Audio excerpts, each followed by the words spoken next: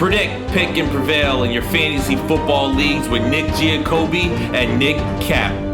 From breakouts to busts, superstars to sleepers, these are the guys that will help you achieve fantasy glory. This is the PrimeTime Fantasy Podcast. Welcome everybody to Season 2, Episode 55 of the PrimeTime Fantasy Podcast, where we give you our predictions, our picks, with the hopes that we help you prevail throughout Week 11 and the rest of the 2022 fantasy football season. I'm your host, Nick Giacobbe. Joining me is Nick Cap. How we doing, Nick? It's Monday night, recording before Monday Night Football. How we feeling? I'm feeling pretty good. I'm going 3-2, maybe 4-1 if Dallas Goedert could put up a 35 bomb, but that probably ain't happening. I already spoke about my miserable Sunday. I need Jake Elliott to score 3 fantasy points tonight. If he scores 2, I'm going to lose. So, we'll see how that goes. I could be very, very miserable when the show releases tomorrow morning. So, it's going to be a good show. It's our Tuesday show. We do the show 4 times a week. If it's your first time listening to us, thank you so much. We do the show, like I said, 4 times a week on Monday, Tuesday, Thursday, and Friday, plus the live show on Sundays. This is our Tuesday show. We give you the news, all the news and injuries that we can talk about, at least on a Monday night. We give you the waiver wire for the upcoming week, and then we do stash or trash, where we tell you which players that you could drop off your rosters to make room for the waiver players that you want to add. You can find the show on all audio streaming platforms, iTunes, Spotify, Google Podcasts, and Anchor. Basically, anywhere where you find a podcast, you find us, the PrimeTime Fantasy Podcast. If you're on iTunes or Spotify, please give us a 5-star rating and a review. If you prefer to watch and listen to the show, go to our YouTube channel, PrimeTime Fantasy Podcast. First, hit that subscribe button. Secondly, go to each video, drop a like that you watch, share the links with your friends. We'd appreciate that. Share it with your league mates. Let's grow the PrimeTime Fantasy Podcast. Keep connecting with us on social media, Twitter, Instagram, TikTok, PrimeTimeFFPod, then Facebook and YouTube, PrimeTime Fantasy Podcast. News and injury updates. There's a lot to unpack here. Honestly, I'm not sure where I want to start. Let's start with the injuries. We have a ton of them to talk about. So first off, Leonard Fournette has a hip pointer. He's likely to be ready for Week 12 against Cleveland. He's going to be on bye this week, as will the rest of the Bucs. But aside from that, they're not 100% sure that he'll be ready. We'll figure that out next week, and we'll figure out what Rachaad White's role would be. I don't know if you want to touch on this at all right now, but I know we will talk about the Bucs backfield in a couple minutes. Yeah, we can wait till that. All right. Unfortunately, Zach Ertz suffered a serious knee injury, a season-ending knee injury, so you could drop him from your rosters in redraft leagues and in dynasty or keeper leagues. He might be worth a keep, but he is a veteran tight end. He was having a really good season. I don't know what he was on the season. I think he was the tight end 2 or 3 going into the week. 3 or 4, sorry. 3. I was going to say he had to be he was after Andrews. Yeah, he was number 3. Yeah, he is number 3. So that's a big piece of your roster that you're going to be missing going forward. He had double-digit fantasy points in every single fantasy game except for the one against the Saints. I don't think he had double digits this week, but he went out. Yeah, he had 1 catch and then he got hurt. Yeah, so in every game except that. Yeah, so that really sucks for him. PJ Walker has a high ankle sprain. They've already ruled him out for Sunday. I believe they ruled him out at least, and Baker Mayfield's going to start with Sam Darnold as the backup. How does it affect the Carolina Panthers this week for you? We all know that they all suck. Like DJ Moore has been a terrible play with Baker Mayfield. You could go look at the stats yourself. I don't even need to read them off. Like, he was one of the worst wide receivers in fantasy football. You could argue he was the biggest bust on the season out of anybody drafted in the first 5 rounds that didn't have a season-ending or long-term injury. So, for me, none of those receivers are startable. Maybe Terrence Marshall, even over DJ Moore, which is crazy to say. The running back situation, it's fine. Baker has had no problem supporting top running backs. We know Nick Chubb, Kareem Hunt, and CMC earlier on in the year all played well with him. So I'm not worried about the running game, but I do not know how you trust a receiver with Baker out there. I don't think you can. So there you go.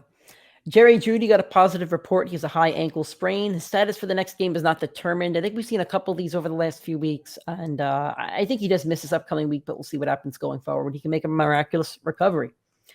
Cooper Kupp's ankle, he's expected to miss some time. He did avoid the worst-case scenario. I was listening to Ian Rappaport this morning. It sounds like they expect him to be back in time for the end of the season for the the ending stretch. Now, for fantasy managers, this could end up working out. He could be back for the fantasy playoffs.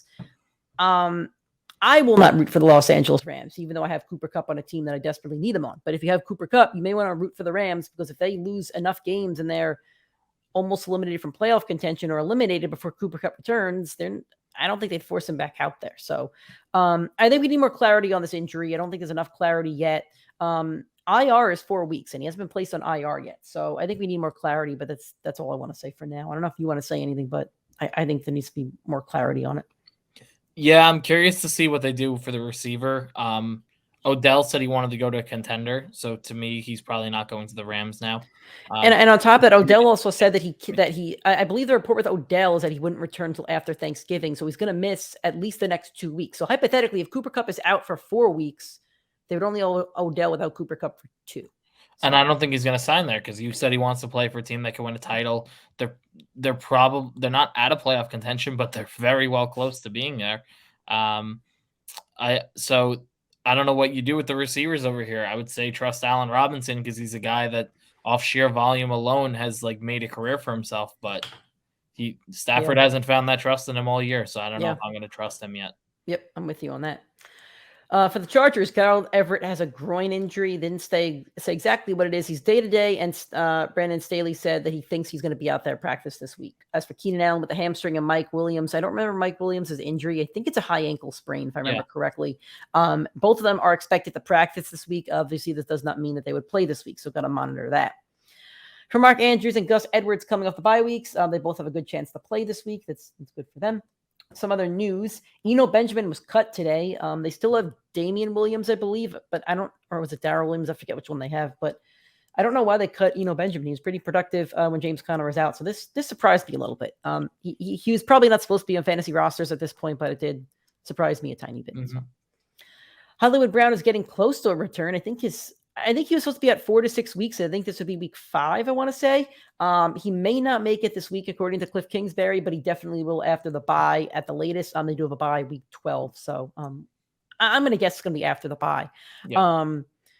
I was going to have Rondale Moore on our waiver segment, but I think Rondale Moore's role kind of diminishes once Hollywood Brown gets back. And man, they really are loaded at wide receiver. It's a shame that Kyler Murray really sucks.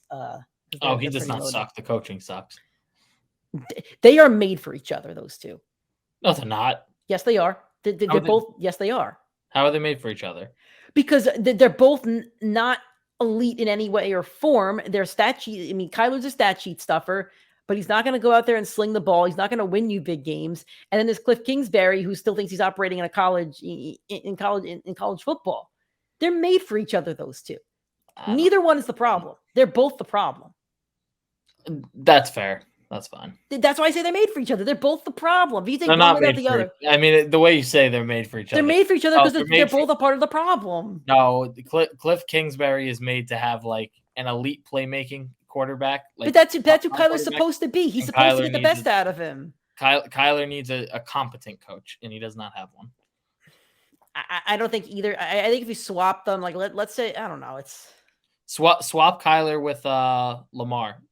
I'm not saying the Ravens are just as good, but they're, I think Lamar worried about the Cardinals than I would be about the Ravens in that situation. I don't know. I think Lamar knows how to win games and Kyler can't. Kyler Murray doesn't lead in football games. I love Lamar, so I know you do, but I don't think that the Cardinals lose. They literally lose every football game. I think the Ravens would have not as big of a drop off as the Cardinals would have an improvement. Like I think that's fair. But also, I just think that neither of them are going to be elite in any way or form, and they're made for each other. They're both still living in college. That's the reality of it. Anyway, moving on. Dennis Allen said there's no decision made for the quarterback. I'll be honest with you. I can't tell you who I'd rather play quarterback from a fantasy perspective. I'm just going to say Jameis because he's fun. That's the end of it. I would probably say Dalton. That's what I thought, but he's been bad the last few weeks. But Kamara has not had a good fantasy game with Jameis Winston. At all in the past 2 years. Yeah. I don't own Kamara anywhere, so put in whoever you want. I own Olave, and I know Jameis is going to sling it. So yeah, that's fair. All right. Moving on to the waiver wire for week 11. A lot of injuries, a lot of guys that you got to kind of, replace. So let's talk about the waiver wire. First off, for the quarterbacks, I only have one listed here because every waiver quarterback we've talked about in the last few weeks is now scooped up. Daniel Jones owned in over 50%. Trevor Lawrence owned in over 50%. Justin Fields now is definitely going to be owned in 90% of leagues. So I got a good one. That's not listed. Yeah. What about Matt Ryan? Nope, not trusting him. I had him for a few weeks. I'm not trusting him. His last 3 games, his only game with Saturday, he has 25 points. The 2 prior, he has, I think he's averaging like 24.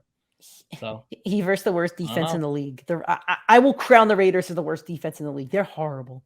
He's got the Chargers and they're the championship the week before. I don't know. Who does he have the next 3 weeks? Philly, Pittsburgh, Dallas. He's not a pickup. No, he's not a pickup. Fair enough. But be honest here. Let's say you have Matt Ryan and don't even look at a matchup. Derek Carr. Matt Ryan and Herbert. Let's say you both of them. Which one are you trusting more in the playoff? Well, it's Herbert, but that doesn't mean he's not pick upable. Like he's. I don't think he's pick upable just to hold for the playoff. What if you drafted Russell Wilson and we're never able to replace him, or Matthew Stafford, or Derek Carr? All the guys at the back. Yeah, I guess so. But I feel like by then you should have been listening to the Primetime Fantasy Podcast. You're damn straight. That's on you for not listening to us for 6 weeks. Should have got Justin Fields 3 weeks ago when we told you. Russell Wilson, if you have Russell Wilson and Stafford and you didn't pick up any of these quarterbacks, that's on you, and I don't feel bad for you at that point. But anyway, so the only quarterback we have listed here who I would take over Matt Ryan is Deshaun Watson, only owned in 28.2% of leagues. I think that game with the Texans is week 12. So this is probably your last chance to pick him up. He'll be at the top of the waiver order next week. So if you need a quarterback and you want a quarterback, this is the week to do it, because you're not going to get him next week unless you're the number 1 waiver target player. Waiver order. I don't know. Yep. Rachaad White is only owned in 24.4% of leagues. That number should be double that at least by the end of the week. Isaiah Pacheco, clearly the running back 1 for Kansas City, is owned in 23.1% of leagues. Gus Edwards is still only owned in 33.6% of leagues. He'll be the starting running back this Sunday. And Jaylen Warren is only owned in 11% of leagues. I'm sure Rachaad White is your number 1. So why don't you want to talk about Rachaad White a little bit? Yeah, I have some stats here on him. So he actually came out as the starter over Fournette. So even though people might be concerned that Fournette is the guy when they come back off the bye with injury, no, they're going to retool the offense around Rachaad White. He had 56% of the snap share before Fournette's injury, and then he played 80% of snaps the rest of the way. He had 22 touches over 100 yards, which was his highest usage of the season, and he's still available in over half of leagues. He's also, I saw this stat. I have to share this from Sal Vetri. He's one of my favorite guys on Twitter now that has like in-depth deep dives on some of these players. In college as a pass catcher, he earned 20% of his team's targets, like out of any player. That's the highest by any rookie in the entire class. So we're talking about not only a guy that can run better than Leonard Fournette, but is probably a better pass catcher. And Tom Brady loves to check down to his running back. So I think Rachaad White has to be owned everywhere after this week. You know what this feels like to me? It feels like the Chiefs running back situation where they started the backup. They said he's a starter, and now Clyde Edwards-Helaire is phased out. I'm not sure Leonard Fournette gets phased out, but this could be a very similar situation. So you already talked about Rachaad White. Pacheco, I think, needs to be owned since he's the running back 1 on a very high-powered offense. Gus Edwards, I think, should also be owned pretty much everywhere. I don't think J.K. Dobbins is going to play again this season. If he does, it's for the playoffs and for the actual playoffs, not fantasy playoffs. And Jaylen Warren, I think, is a nice stash if you have the roster spot for him. For the wide receivers, Kadarius Toney owned in 47.5% of leagues. Christian Watson, 5.8% of leagues. That number is going to really change. Donovan Peoples-Jones, 21.9%. And Odell Beckham Jr. owned in 30%. Which one are you targeting the most this week? I'm still taking Kadarius Toney. I think Watson has the upside. I think all 4 of these guys are good players to own. I think all 4 should be stashed. But for me, Kadarius Toney showed the most upside on this week. I know Christian Watson went crazy, but 4 catches for 3 touchdowns, that seems like a little bit of an outlier. Donovan Peoples-Jones has been consistent, but I still am not confident in Deshaun Watson returning to that team and him being able to support after not playing football for 2 years.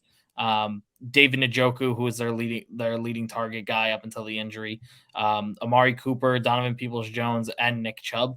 So I do think there's going to be a little bit of a power struggle and ability to support him there. And then Odell, we still don't know where he's going. I have a feeling it's going to be Buffalo out of all the teams, which would be tremendous for him, but still even there, he's going to be the 3rd or 4th option on his team. That's why I'm not so crazy about picking up Odell, is that it's just where he goes, I don't see the volume coming in. So it's like, yeah, exactly. It would have had to have been the Rams, I think, to have the volume, or the Chargers if they're still dealing with these wide receiver injuries. Yep. But Toney, to me, he seems like he's going to command that wide receiver 2 role on the team. He had he only played like a small percentage of snaps, but all the receivers went down with injury. Like literally every single one in front of him on the depth chart had an injury that sidelined him for a bit. And with his opportunity, he far and beyond delivered. So I think Andy Reid's going to put him out there, and he's going to keep being Kadarius Toney. I think he's going to be Walmart Tyreek Hill. All right. And then tight ends, we have here Cole Kmet in 38.8% of leagues and Foster Moreau in 12.3% of leagues. Last week, I did talk about Cole Kmet and said he was a good waiver ad, and then he went completely bonkers this week. The Bears are kind of building something over there. He's become Justin Fields' favorite target over the past 3 weeks. He's had 5 touchdowns, which ties Mark Andrews for the second in the league. He's had over 6 targets in back-to-back games now, over 40 yards in back-to-back games. Now he has the Atlanta Falcons, who are horrendous to everything. Then he's got those New York Jets, who are really tough, and then Green Bay, then the bye. But his schedule is tough. But I think he's definitely worth the ad, at least this week, for the Falcons. And he's a good streaming option for tight end. If you don't have a good tight end, you should be rostering 2 tight ends, maybe 3, and playing your best streaming option. So I think he's a good streamer.